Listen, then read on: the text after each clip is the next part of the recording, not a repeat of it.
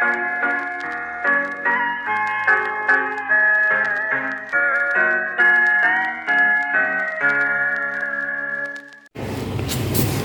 pagi anak-anak.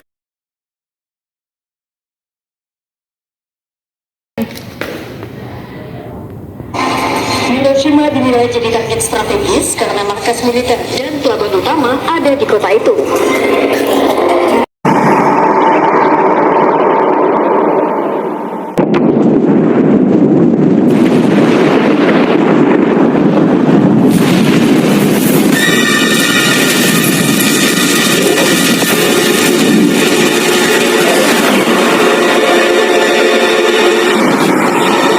Setelah peristiwa bom atom di kota Hiroshima dan Nagasaki pada tanggal 14 Agustus 1945, Jepang mengaku kalah tanpa syarat terhadap sekutu. Hal tersebut sangat dirahasiakan oleh Jepang, tetapi berita tersebut telah sampai di telinga Sultan Syahrir.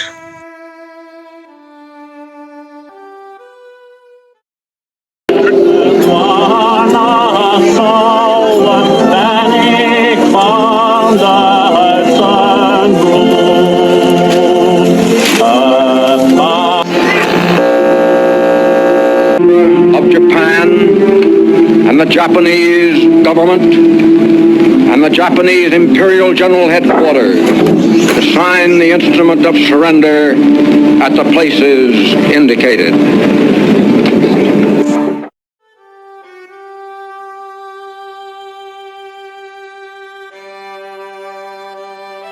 Seusai mendengar kabar tersebut, pada sore harinya, Sultan Syahrir mengadakan rapat pemuda. Assalamualaikum. Waalaikumsalam. Silakan duduk, Bu.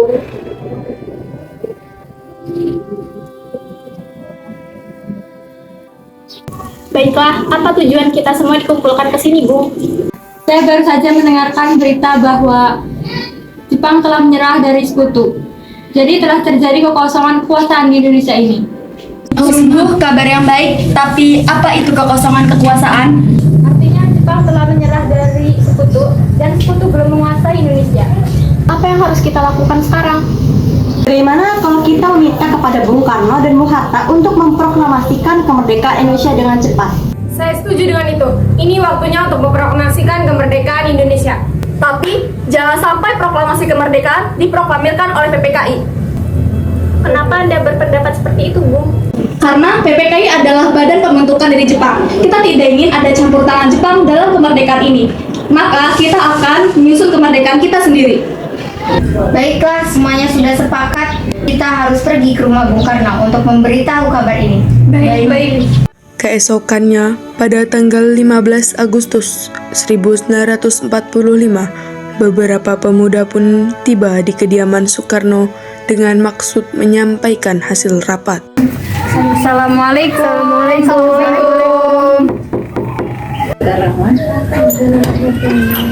Waalaikumsalam. Ada perlu apa ya? Permisi Bu, apakah Bung Karno ada di rumah? Kami ingin bertemu dengannya. Oh ada, akan saya panggilkan. Sebelumnya silakan masuk.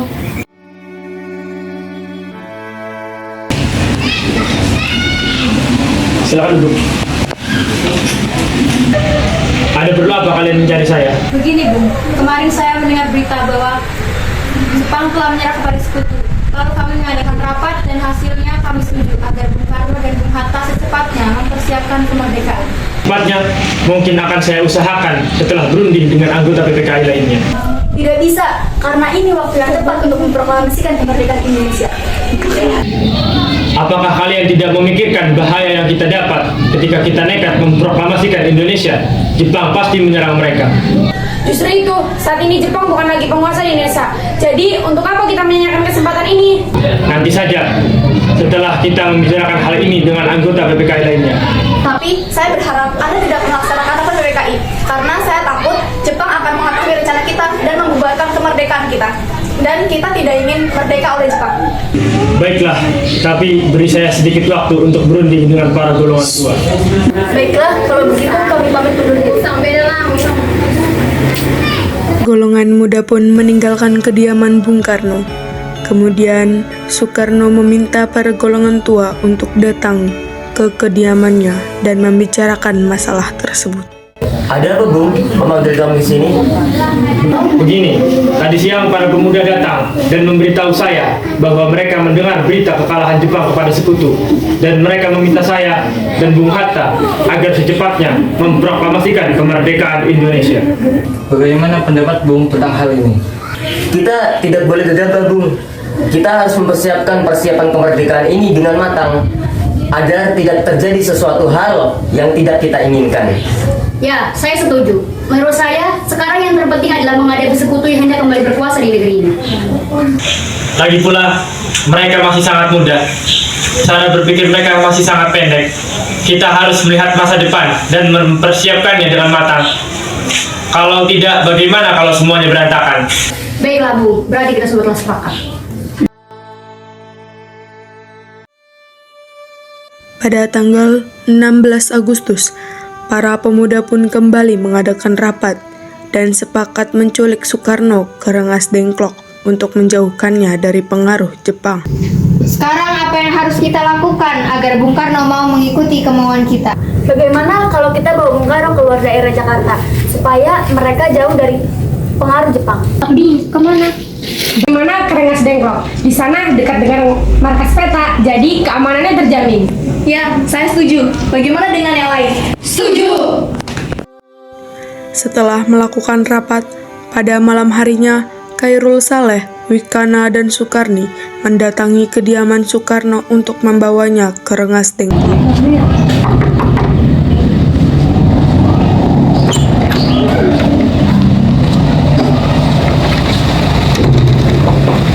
Nah, ada apa?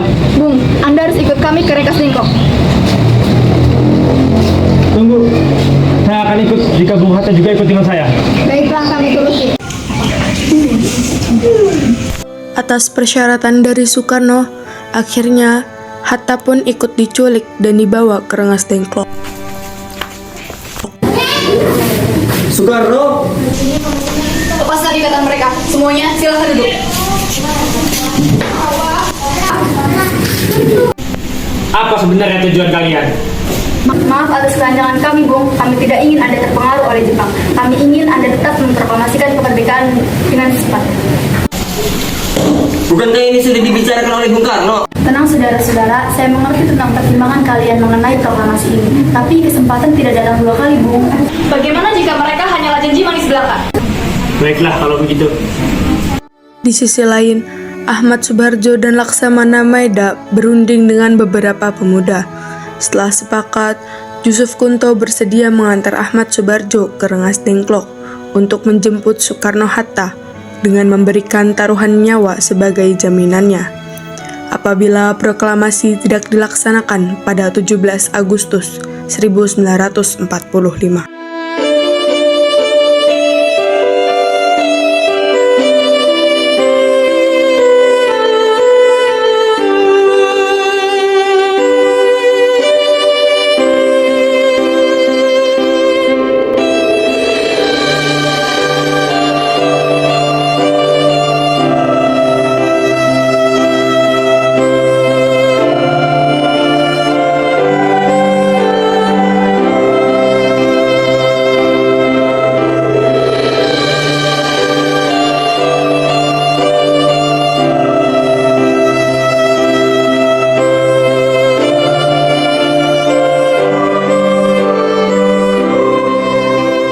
Rombongan Jakarta pun tiba di Rengas Dengklok untuk menjemput Soekarno-Hatta.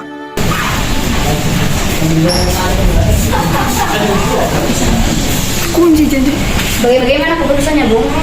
Kami setuju untuk memproklamasikan kemerdekaan Indonesia. Bagaimana kalau besok pemerintah Jakarta sudah siap? Ya, kita akan melaksanakannya besok pagi. Tapi, di mana kita akan menulis teks proklamasinya? Bagaimana kalau di rumah Maeda? Dia adalah perwira tertinggi Jepang yang mendukung kita untuk memproklamasikan kemerdekaan dan tidak mungkin dicerai oleh Jepang. Ya, baiklah. Rombongan tersebut tiba pada pukul 5:30 sore di Jakarta.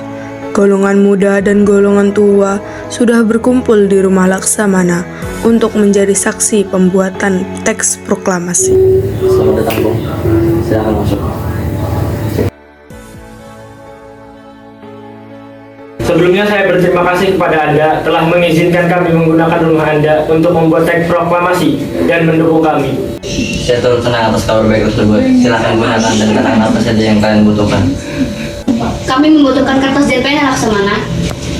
Baik, saya akan ambil.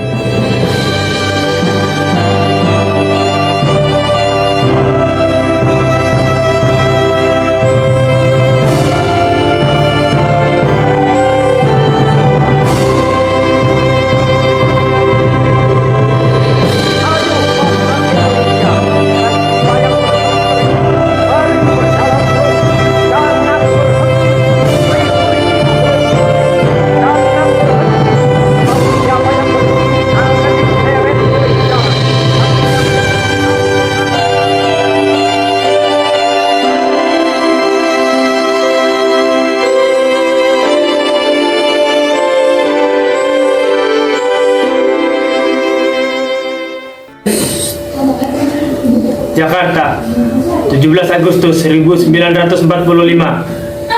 Atas nama bangsa Indonesia.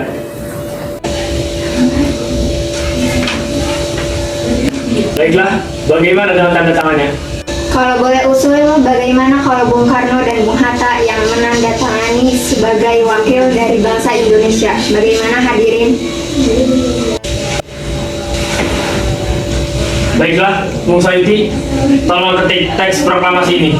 Baik, Bung. Apakah di sini ada mesin ketik? Ada, ikuti saya.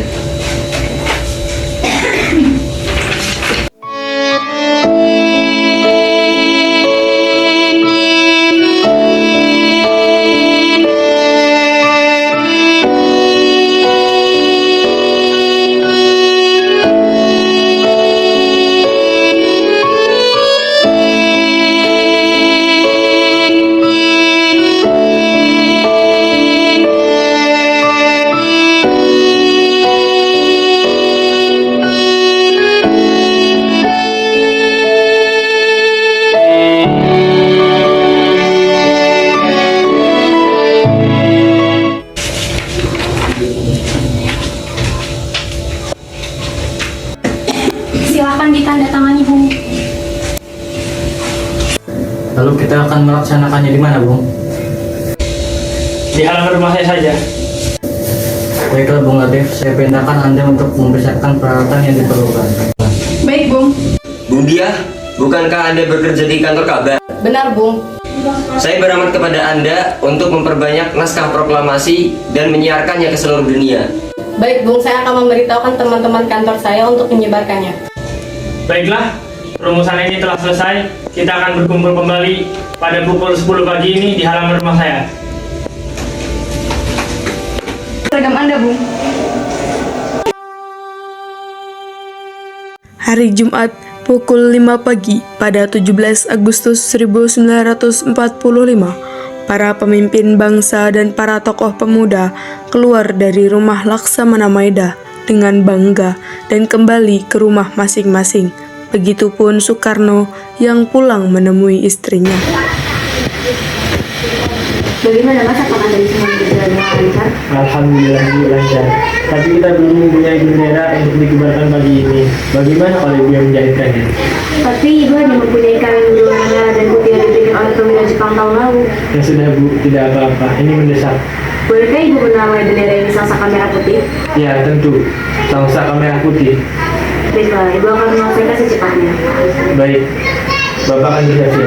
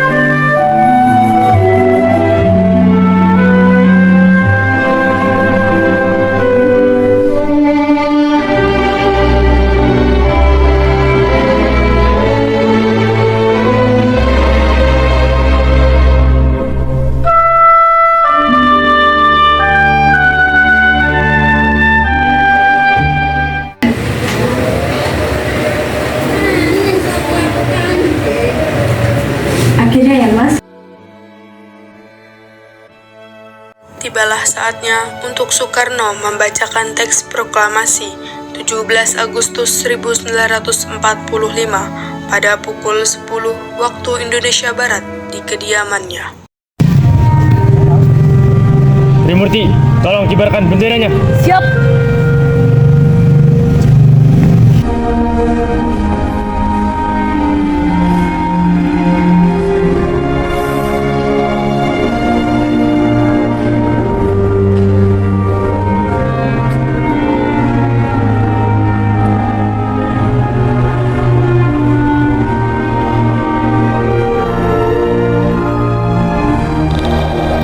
Proklamasi. Kami, bangsa Indonesia, dengan ini menyatakan kemerdekaan Indonesia. Hal-hal yang mengenai pemindahan kekuasaan dan lain-lain diselenggarakan dengan cara seksama dan dalam tempo yang sesingkat-singkatnya. Jakarta, 17 Agustus 1945, atas nama bangsa Indonesia, Soekarno-Hatta.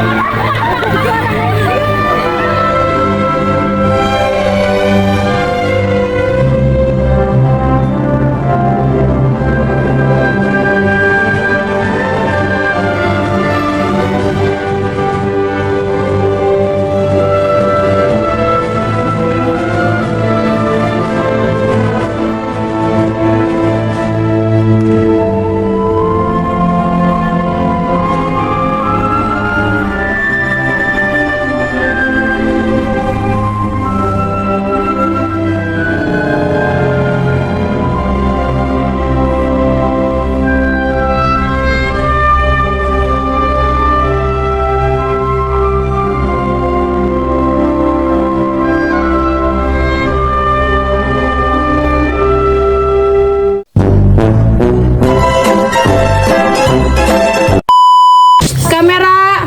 Jangan dulu, Dek. Dek, sana dulu, Dek. Ke sini, Bu. Dengan anggota PKI lainnya, apakah Bukankah ini